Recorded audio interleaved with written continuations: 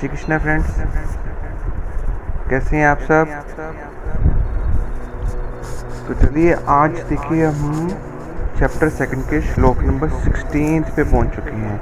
देखिए भगवान जी बहुत अच्छी अच्छी बातें बता रहे हैं और हमने कोशिश करनी है कि जितनी हमारी बुद्धि भगवान ने हमें दी है उस बुद्धि से हम पूरा प्रयास करें इन भगवान जी के बताए हुए उपदेशों को अपने जीवन में अच्छे से ग्रहण करें। ठीक है ना। तो 16 श्लोक का अध्ययन करने से पहले 15 श्लोक में क्या चल रहा था। 15 श्लोक में देखिए जैसे भगवान जी मात्रा स्पर्श जड़ पदार्थ संसार के बारे में बता रहे थे कि जो श्रेष्ठ पुरुष होते हैं वो विचलित नहीं होते हैं प्रतिकूल और अनुकूल स्थितियों में, और जब ऐसा वो प्रयास करते हैं फिर वो अमर होने के सामर्थ्य हो जाते हैं, है ना। तो अब इस श्लोक में थोड़ा शरीर और शरीरी को लेकर, सत्य और असत्य को लेकर थोड़ा और गहराई में भगवान उतर रहे हैं। तो चलिए आइए उसको थोड़ा समझने का प्रयास करते हैं। शुरू करते हैं श्लोक को पढ़ने का। श्लोक नंबर 16। नासतो विद्यते भावो न भावो विद्यते सतः उभयोरपि दृष्टोऽन्य त्वनयोस्तत्त्वदर्शिभिः। एक बार फिर पढ़ते हैं। नासतो विद्यते भावः, इसको हम भावो भी बोल सकते हैं, भाव भी बोल सकते हैं। नासतो विद्यते भाव न भावो विद्यते सतः उभयोरपि दृष्टोऽन्त त्वनयोस्तत्त्वदर्शिभिः। तो भगवान क्या कह रहे हैं। भगवान ने फर्स्ट लाइन में देखिए बोला है नासतो विद्यते भावो, ना असत विद्यते भाव। असत का कोई भाव नहीं है, उसकी कोई सत्ता विद्यमान नहीं है। ना भावो विद्यते सत, ना अभावो विद्यते सत, और अभाव नहीं है सत्य का, और सत्य का कोई अभाव भी नहीं है। उभयोरपि दृष्टोऽन्त, उभयो इन दोनों को, दृष्टोंत देख लेते हैं, अनुभव कर लेते हैं। कौन। त्वनयोस्तत्त्वदर्शिभिः, तत्वदर्शी महापुरुष इन दोनों को अनुभव करते हैं। तो भगवान अभी अर्जुन जी को क्या बता रहे हैं। वो कह रहे हैं कि जिस शरीर के प्रति तो शोक कर रहा है उस शरीर के प्रति तो शोक ना कर, क्योंकि सत्य का कोई अभाव नहीं है और असत्य की कोई भाव नहीं है। तो तेरा जो शोक बनता है वो अनुकूल नहीं बनता। तो पहले हम समझते हैं कि असत्य क्या है ना।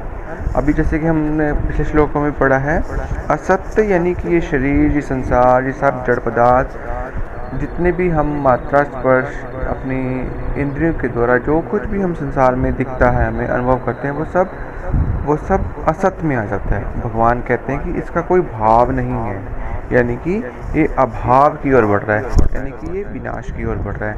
तो जो चीज़ सृष्टि में हमको दिख रही है ये सब असत्य है, ये सब नाश की ओर जा रही है, चाहे वो हमारा शरीर है, चाहे वो संसार है।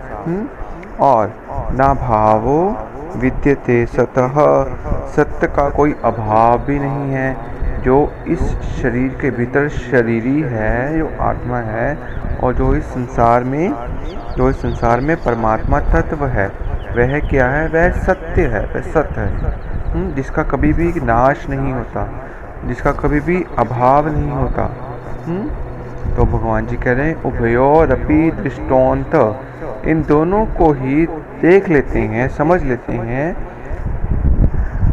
त्वनयोस्तत्त्वदर्शिभिः, इन दोनों को तत्वदर्शी महापुरुष, ज्ञानी पुरुष इन दोनों को अच्छे से समझ लेते हैं। यानी कि कैसे समझते हैं।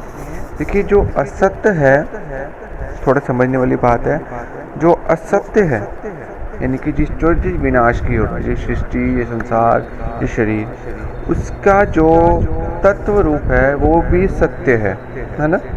क्योंकि संसार में परमात्मा तत्व विद्यमान है और शरीर के अंदर आत्मा तत्व विद्यमान है और दोनों का नाश नहीं होता, इसलिए असत्य का जो तत्व है वो भी सत्य है और जो सत्य है उसका तत्व भी सत्य है। तो यानी कि कुल मिलाकर हर चीज़ का तत्व सत्य रूप में सामने आया और इस सत्य को तत्वदर्शी महाज्ञानी, महाजन, पंडित जन, धीर पुरुष, ज्ञानी पुरुष अच्छे से समझते हैं और हर जगह वो केवल एक उस ईश्वर की ही सत्ता को देखते हैं, उस ईश्वर को ही देखते हैं, उस सत्य को ही देखते हैं। तो हमने भी ऐसे ही देखने का प्रयास करना है। तो देखिए इसमें एक और बड़ी सुंदर बात सामने आ रही श्लोक में। अगर आप फर्स्ट लाइन के वर्ड्स को काउंट करेंगे तो ये टोटल 16 अक्षर बनते हैं और इन 16 अक्षरों में संपूर्ण वेदों का सार छिपा हुआ है। सत्य क्या है, असत्य, शरीर, शरीरी, प्रकृति, पुरुष, क्षर, क्षर, अनित्य, नित्य, सब सृष्टि में, सब रूप में कुल मिलाकर सत्य की ही सत्ता है और सत्य ही विद्यमान है और ईश्वर ही विद्यमान है। और ऐसा ही हमें समझना चाहिए, ऐसा ही हमें प्रयास करना चाहिए और किसी भी असत्य वस्तु का नाश होने पर या उसका हमसे संबंध छूटने पर हमें शोक नहीं करना चाहिए। Thank you so much friends, इस श्लोक को अपनी विवेक बुद्धि से समझने का। देखिए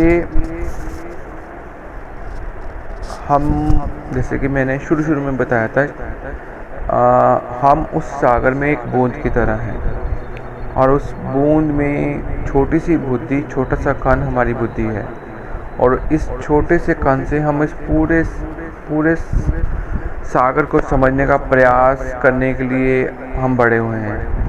तो हो सकता है कि जैसे हम इसका विवेचन कर रहे हैं, जैसे हम समझाने का प्रयास कर रहे हैं या समझने का प्रयास कर रहे हैं, भगवान ने इसे बहुत बहुत बहुत अधिक हमें बताया हो, है ना।